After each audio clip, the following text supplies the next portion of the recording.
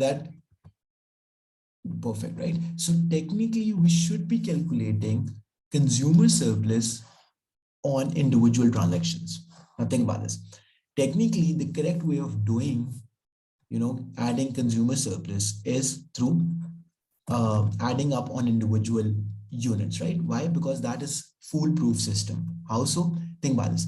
How much I would have paid for the first unit, how much I actually paid. Take the difference on the first unit. How much I would have paid for 2 units, right? Right? And how much I actually paid, you take the difference, right? And so on and so forth. But in a market, right? In a market demand curve, think about this. The challenge is that the values are in such large numbers that you can't do it manually. You can't go to individuals and you can't say, okay, how much you would have paid for the first unit, how much you would have paid for the second unit, and how much you actually paid, right? You can't do that. Zohan, Khatija, and Khizr. Students, are you getting me or not? Right? So since you can't do that, the easiest option is to get an estimate. How do you get an estimate, right? So getting an estimate is by calculating the area below the demand curve. Now, what is demand curve actually showing you? The prices on the demand curve are willingness to pay of the market, or could be of the individual. If you're talking about the individual, obviously then it would be the willingness to pay for an individual. If we are talking about the market, then it would be the willingness to pay for the market, right? Now when we take the area below demand curve, so below demand curve and above market price, that will show you the benefit that consumers got from the participation in the market, since we can't do manual addition for all the consumers in the market because numbers are so big, right? So this area this area below demand curve and above market price is what? It's your consumer surplus. Any confusion so far, students? Are you getting me?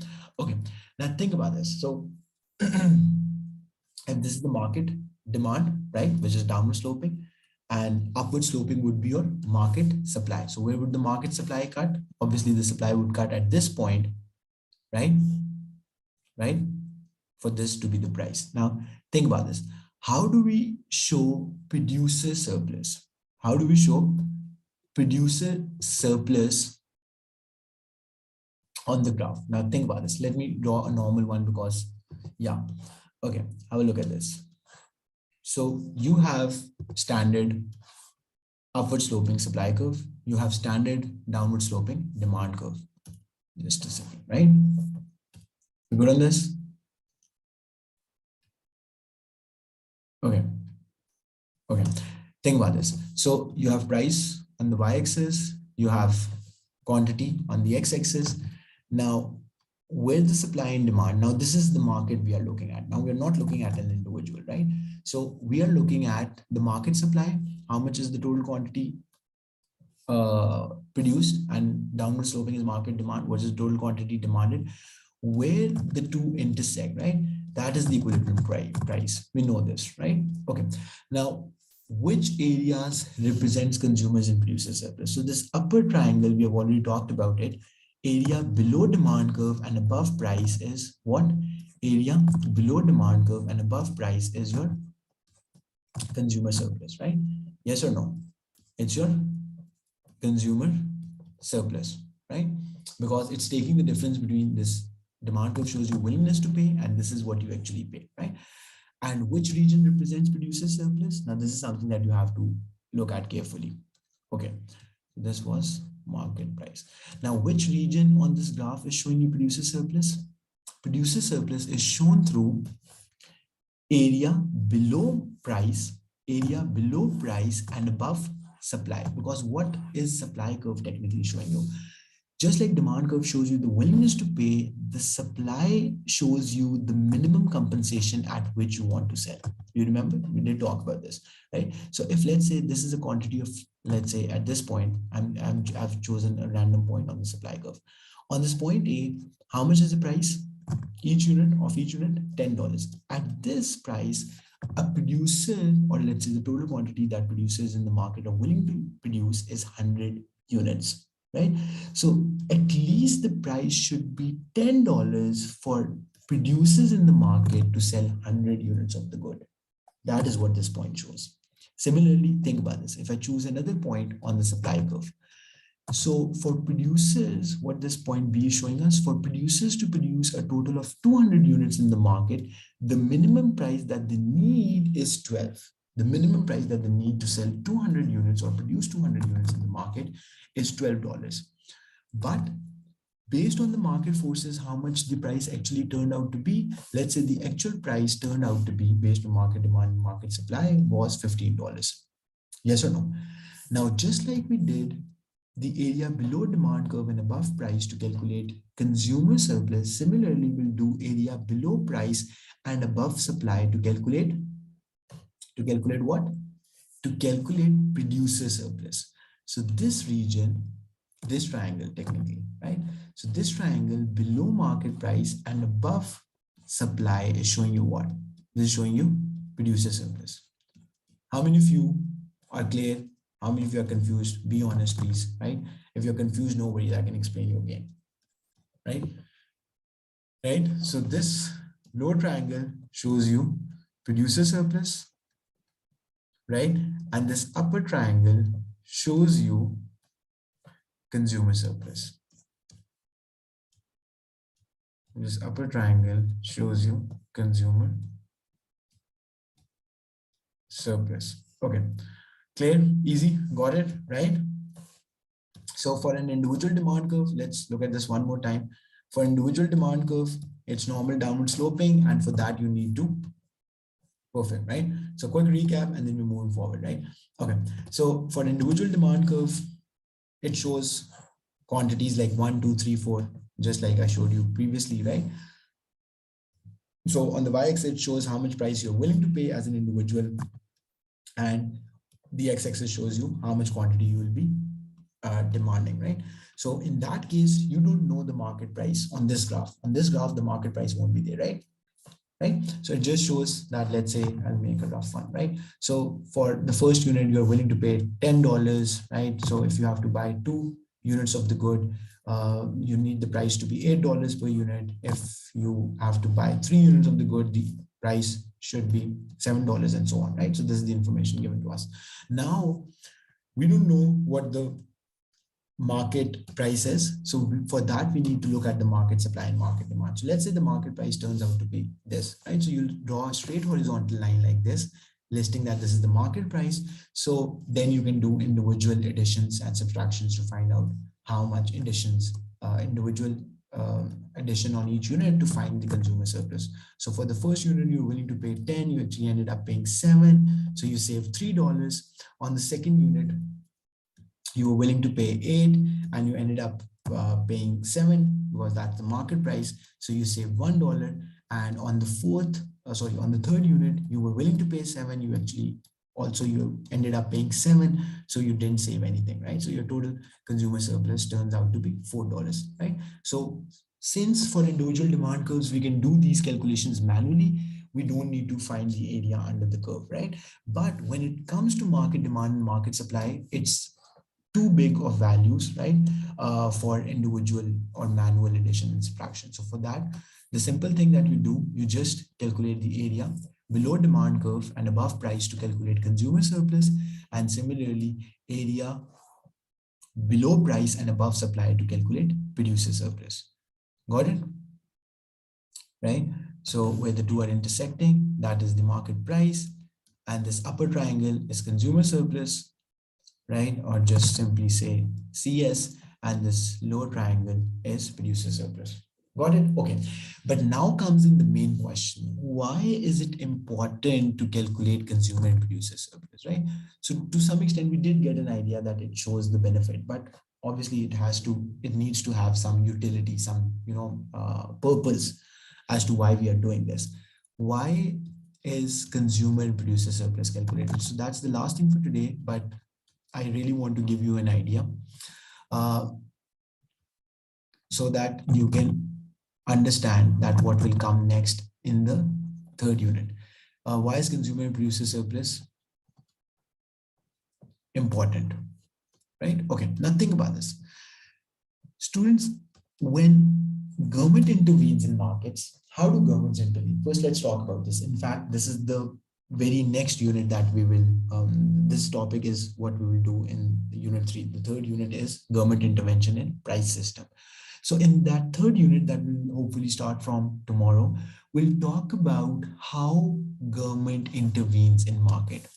How government, how and why, right? Not only how, but obviously the big question is also why. Why governments intervene in market? So why do they interfere with the market forces, and how do they do that? That is what we talk about in unit 3, intervenes in markets. Now, when we talk about that, we will see that whenever government intervenes, some groups will benefit out of that, and some groups will lose due to government intervention. So let me give you a simple example for that. No, that is macro. Now that's a very good question. So think about this. That is macro. So fiscal policy, monetary policy, that happens at the country level. That happens at country level. For that, think about it. If government changes taxes, if government changes money supply, if government changes interest rate, there would be like every sector, every business of Pakistan or that country would be affected out of that. Now, we're not talking about macro. This is still micro. Why, how and why governments intervene in market? When I say markets, I mean a particular market. I mean a particular market, smoking market, cigarettes market, let's say. So in every part of the world, in every country of the world, there is indirect tax imposed on cigarettes. Do you agree with me? Right? Exactly, to avoid market failure. Yeah. So think about this, students. So this is in fact a good example. Let's talk about this and then you'll get a better idea. So when government impose indirect taxes, we'll talk more about it in the next chapter. When government impose taxes on cigarettes to discourage people from smoking, who are the ones who are getting affected? Who are the ones who are getting affected? Right? No, yeah, but who are the ones who are on the losing end? Due to taxes on cigarettes, who are the ones who are on the losing end? Smokers, exactly, smokers, right? And suppliers, very good, right? So we'll talk more about it, but think about this. So smokers are obviously being affected because they will be paying higher prices, and to some extent that tax burden will also be faced by the producers, the suppliers who are making cigarettes, right? Because less cigarettes will be bought, their profits will not be as much as they otherwise would have expected. Now we will see that whenever indirect taxes are imposed, it's smokers' consumer surplus that is being reduced, because smokers are what? Consumers. So when indirect taxes are imposed on any product, we'll see in third unit, right? Consumer surplus will decrease, and it will also result in lower producer surplus. It will also result in, taxes will also result in lower producer surplus.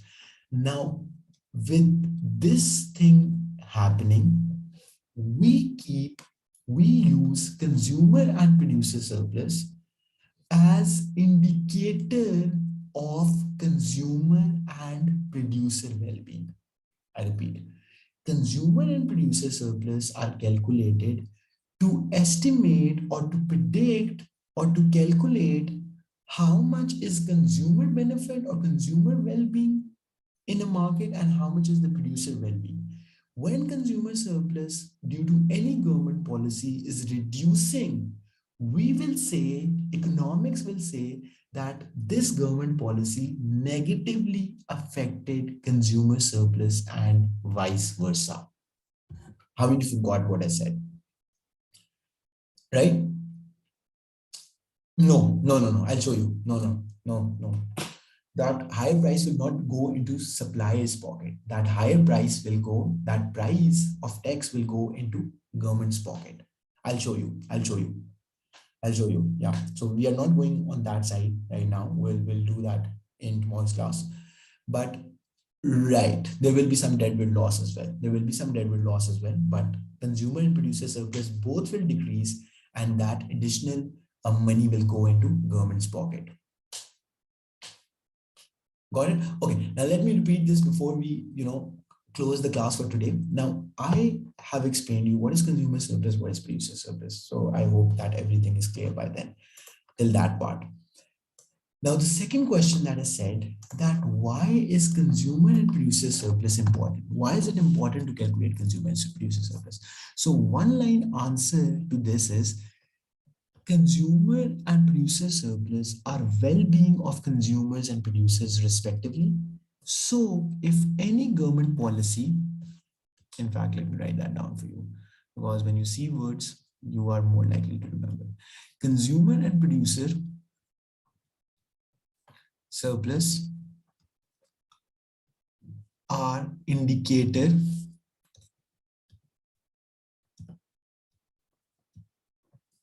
of consumer and producer well-being respectively.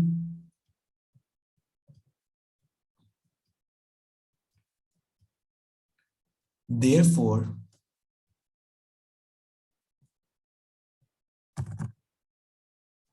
and therefore,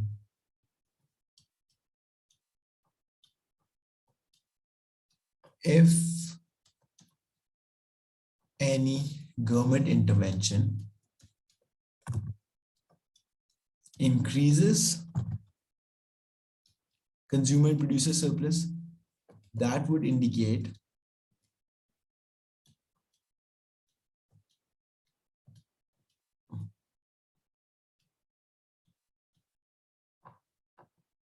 consumer and producer surplus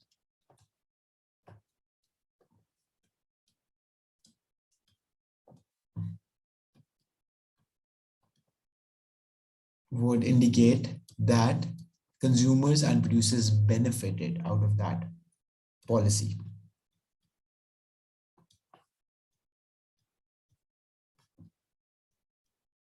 and vice versa, right?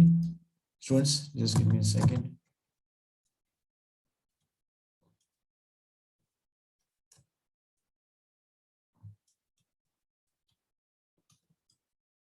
Policy